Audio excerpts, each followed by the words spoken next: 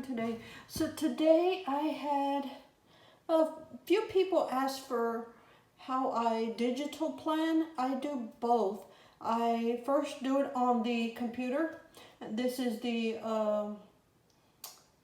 spreadsheet, I guess you would call it, that I use. The hubby created this for me.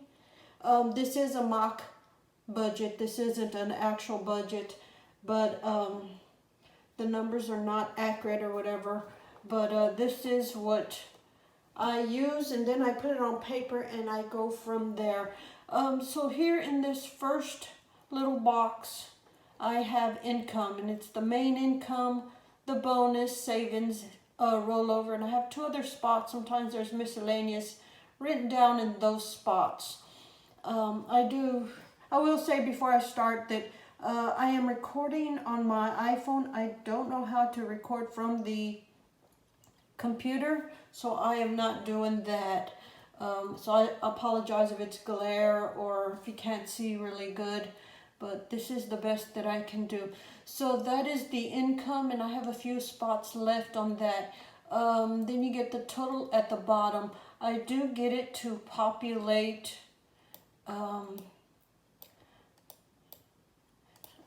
in this grand total box. So you can see it's 3,100, and I get it to populate the budget and the actual here at the bottom. The next block, which is the second one here on the left, is all the bills.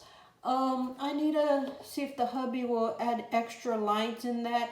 I do like having the whole budget here in that one spot, so I can see the whole thing here instead of it just going all in a vertical line. I want to see the whole budget here.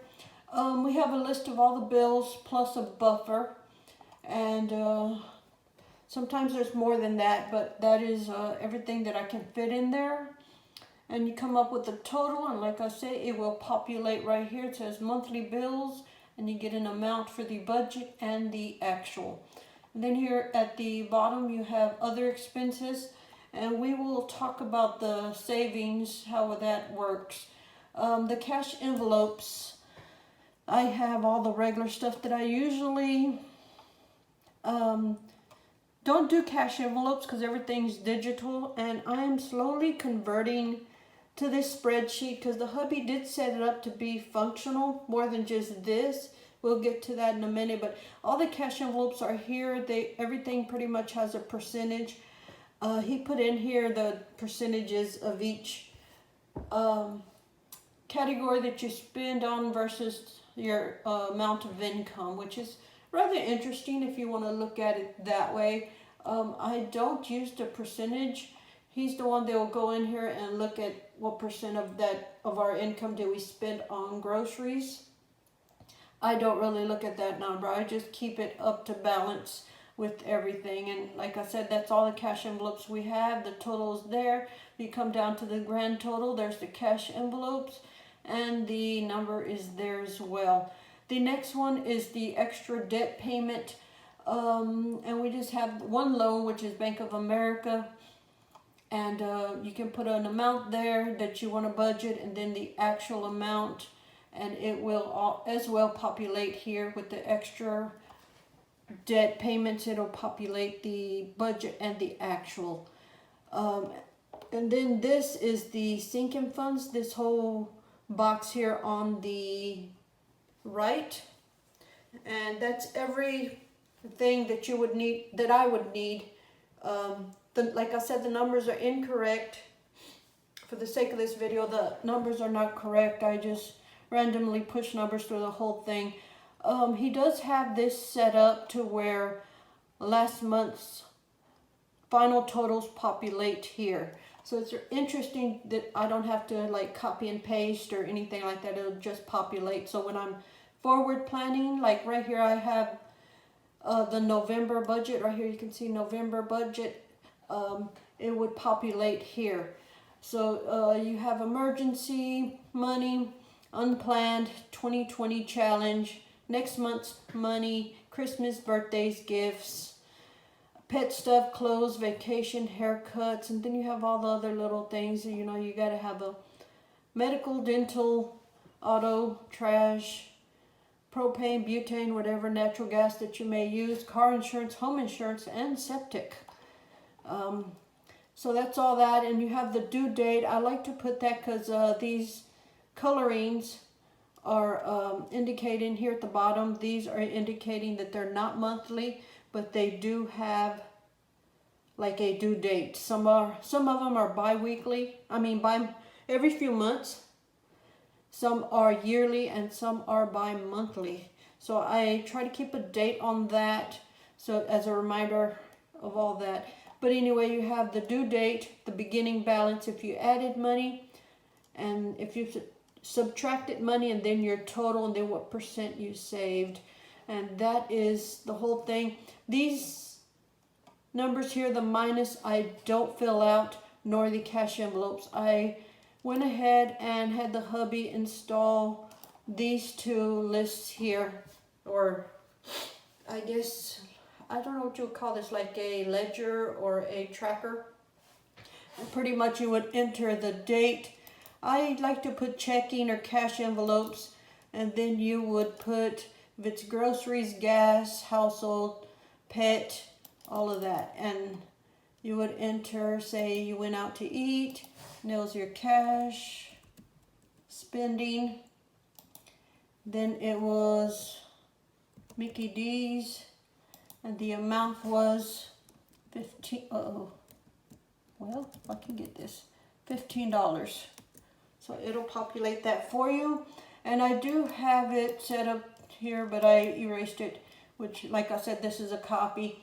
It will populate what amount you have left on your cash envelopes, which is kind of neat. This number right here, the $15, will populate over here. So you see you have $15. The only thing I'm missing from this one is how much is left. I have to go in there and figure that out. But it's fine. I can deal without it. I can grab a calculator real quick and figure out what is left in each budget. But I have that set up for the cash envelopes to where it just automatically does that. It helps me to track where I'm spending as well. The only thing it does not do is the bills on that spreadsheet, I guess, or ledger. It doesn't do the bills. I have to automatically enter the bills and the debt. So the first one, like I said, is for cash envelopes.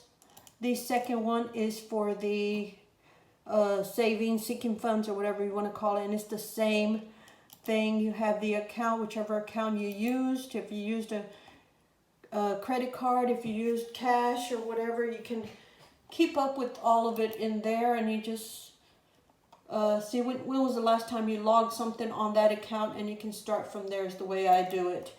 And then, like I say, you have all the categories of birthdays, gifts, pet, everything's in here, emergency, clothes, haircuts, it's all in there, populated. And then you have where did you spend the money, the amount, and then the total. And this total as well will go lower as you spend the money on that. That is the basic budget, but the hubby, of course, went a little further, and he installed all of this for me. Now, this is interesting because here you have to like balance your numbers, make sure it matches this number. As crazy as that sounds, but it helps me a lot to have this. So you would enter your checking account number, which is, say, 200, and then this number, you enter it at the beginning, and then you don't change it. It's the beginning amount your checking account had when you first started the month. Same thing goes with all the others. You have your cash balance, credit cards, and everything listed in there. And this number right here, where it's right here, needs to match this number. Otherwise, your books are not balanced. So it's interesting to get all the balances done there, and that number has to match that. So you did enter all your transactions. And then this one, was an interesting one that he put in here. You put your checking amount. If you have credit cards, you would put how much you owe on them, and it'll subtract that, and it'll tell you how much money you would have after you pay your credit cards. any money that you have left on cash envelopes, it would populate it right there. And then how much money you still need to pay your bills. And then it gives you a new total. So you know how much money's left after the bills, credit cards, cash envelopes, and everything. So that's an interesting number there. I'm still working on it. There's a couple of cells that don't work, and it's the trash, car insurance, and septic. I can't get those to populate in the savings area here, but those are not every month, so it doesn't bother me. I just put a little note here at the bottom. This section right here is just like in the notes as well, and it's if you have 401s, IRAs, all of that you don't do a whole lot with, but the numbers change. You would enter those numbers here, because here at the bottom you have a net worth area, so you would enter those numbers. And then if you have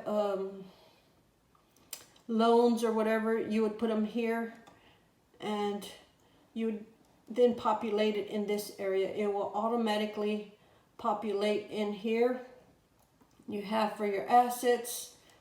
It did not do the one for the liabilities here at the bottom, but I set it up to where this would just, all these numbers come out from somewhere else, and it's constantly updating. You don't have to do anything with it. You don't even see it unless you look for it. I apologize, but some of it's missing. It does have a little section for assets and liabilities, and then it gives you the net worth here at the top and the bottom. I did put it on both areas, but it is interesting to see that number go up and down as the month goes by. But anyway, that is the budget. Sorry if I'm strolling and making you dizzy.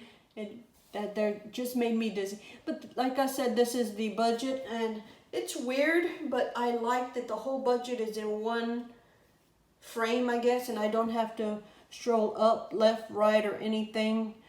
And it's all here, so I can, when I need to do the budget, it is all here, and I'm just moving numbers around and trying to make the number come out to a 0, which would be this number right here. Yeah, so anyway, that is how you would do that and make it a 0-based budget pretty much.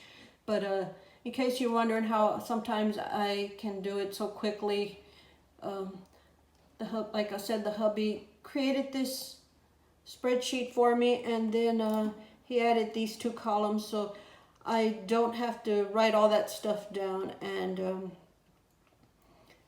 do whatever. Now just go. I usually go on the cell phone because it is easier than going on my computer and flipping back from that to the this page. So I just go on my cell phone and see when was the last time I used one of the credit cards, and start from there and just keep adding to it.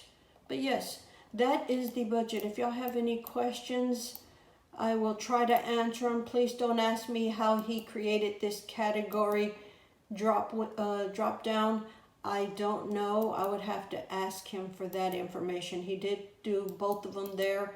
I did set it up to where it would populate these numbers into this, but I don't know about the rest. But anyway, that is the digital budget. Hopefully y'all liked it and understood what I'm talking about, because sometimes it just sounds crazy. And yeah, so anyways, thank y'all so much for watching. Hopefully y'all enjoyed this video and found it interesting or useful. And yeah, so we'll talk to y'all later. Bye.